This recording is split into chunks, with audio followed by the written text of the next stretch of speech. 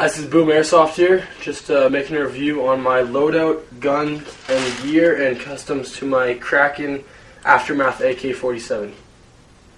And our custom paint job I've done on this, it's a woodland with tree in it, and we used Krylon Ultra Flat camo paint. We used brown, tan, and black. It worked out pretty good. And I've got a star red dot sight on it from Airsoft GI. That's good, eh? Advertisement? Yeah. Okay. Oh, okay, what's supposed to say about the gun? Just some mods I've done. So. Okay. I put my own rail down here, and I bolted on a rail up top from Airsoft GI. You can buy the rails there, $7, something like that. Bolted on top here. I've got a homemade silencer. I might have another review on how to make that. You can see there. It actually has the inner barrel with the drilled out holes wrapped and stuffed. Then on the butt plate I put a little mount because when you get this gun it's really slippery, it's annoying. That holds it nice. I did a bolt mod so you can go all the way back. And the spring I put a spacer in so it smacks a little harder. And then if you just bolt this on a little tighter, you can get it to stay back. That's cool. I made a custom, just clips on around my vest, in a good position to use. On the red dot I have flip up lens covers. Now I'm going to go to my gear and the homemade things I've made for this. I've got a homemade thigh holster, I'm not sure what it's called. And that was just actually duct tape and a little spring locking mechanism on it. And this is my G&G Beretta gas blowback pistol. Outside there. Now this is my full loadout, and I'll start up top. I got this actually from South Africa, from the war. Yeah, my buddy's dad, an army scarf. And lots of the stuff is just thrown together really cheap. This is just a nice way to get stuff. Some gardening gloves. I actually just cut the fingers off. Yeah. Then I got from Home Hardware just some safety glasses. An ordinary toque, black toque. And then for my neck guard I got just this elastic camo. It's cheap, anything. I actually bought this vest in Denton, Oregon at an old army surplus for $20, so cheap buy. And then this is my equipment belt I've got underneath, which was bought at a flea market for $15. So you can just look around and find cheap things.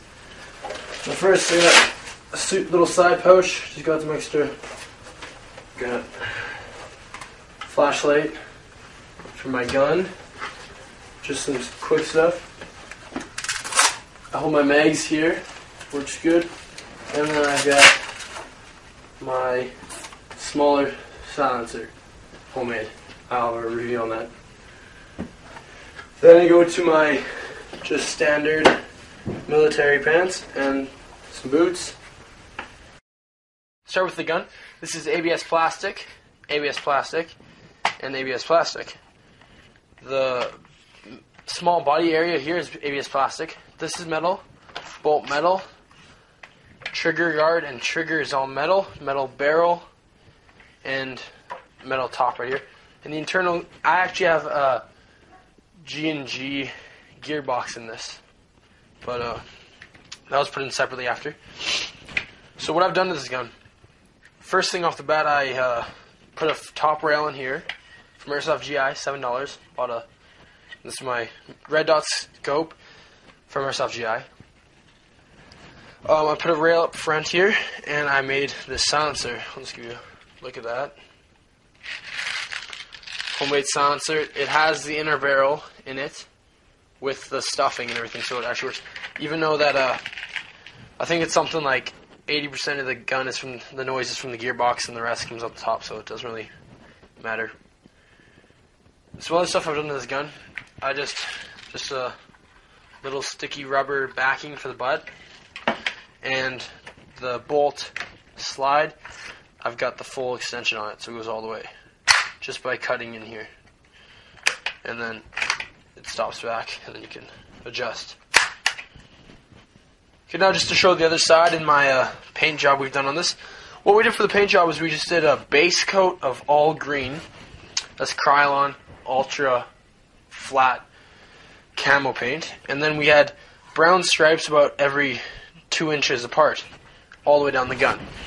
Then from there, on the brown we did green, and on the green we did brown, over top of just a leaf and different plants.